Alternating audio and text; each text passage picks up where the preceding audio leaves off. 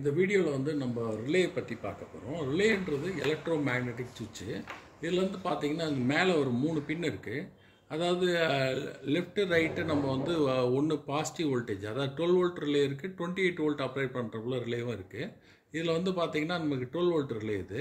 இந்த 12 வோல்ட்டில் ஒரு சைடு பாசிட்டிவாகவும் இன்னொரு சைடு வந்து நம்ம நெகட்டிவ் யூஸ் பண்ணணும். நெகட்டிவ் வந்து மோஸ்ட்லி கண்ட்ரோலர் வழியாக வரும். இது வந்து காமன் ஜங்ஷனு.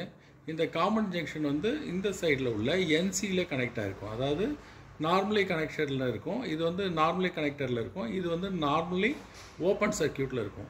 இப்போ இதை நம்ம மல்டிமீட்டரில் எப்படி செக் பண்ணலாம்?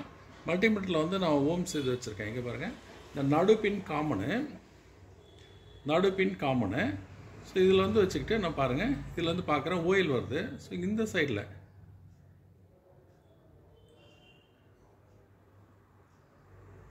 பஸர் வரும்.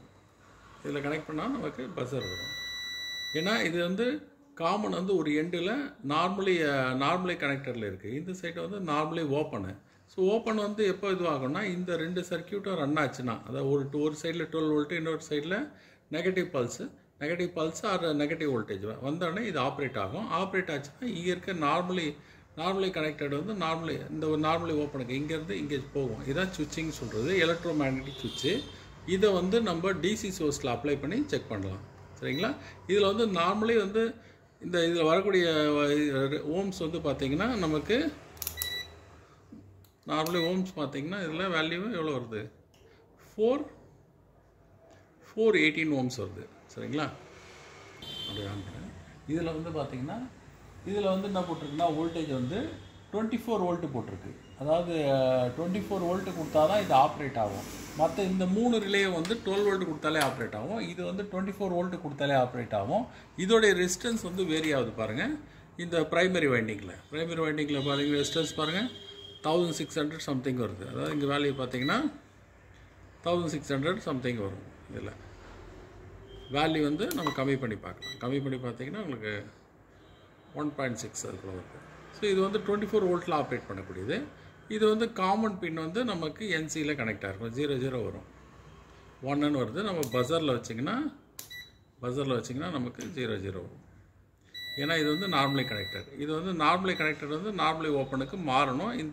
இதில் 24 வோல்ட்டு, இன்னொரு சைடு நெகட்டிவ் பல்ஸ் வந்துச்சுன்னா இது ரன் ஆகும்.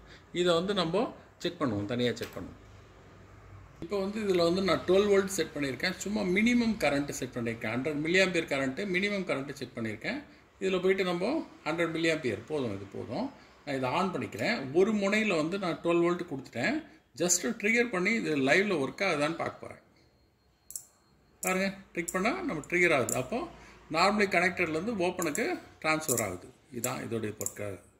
இது வந்து 12 வோல்ட். இது வந்து 24 வோல்ட் ரிலே. நான் ஜஸ்ட்டு இது ப்ரைமரி வைண்டிங்கில் கொடுத்துட்டேன். இங்கே பாருங்கள், ஜஸ்ட்டு ட்ரிகர் பண்ணுறேன். இப்போ ஆன் பண்ணிவிட்டு பாருங்கள், ட்ரிகர் பண்ணுறேன். இப்போ இந்த ரிலே வேலை செய்யுது. சரியா? அப்படியே ஒரு நிமிஷம் இதில் கொடுக்குறேன் பாருங்கள். புரியுதா? அந்த பொட்டான்ஷியல், அதாவது 24 வோல்ட்டோடைய பொட்டான்ஷியல் இருந்தால் தான் இது ஒர்க் ஆகும். இப்போது பாருங்கள், 24 வோல்ட்டில் கொடுக்குறேன். பாருங்கள், புரியுதா? 24 வோல்ட் கொடுத்தா தான் இது, இன்புட் கொடுத்தா தான் இது ஒர்க் ஆகும். சரிங்களா?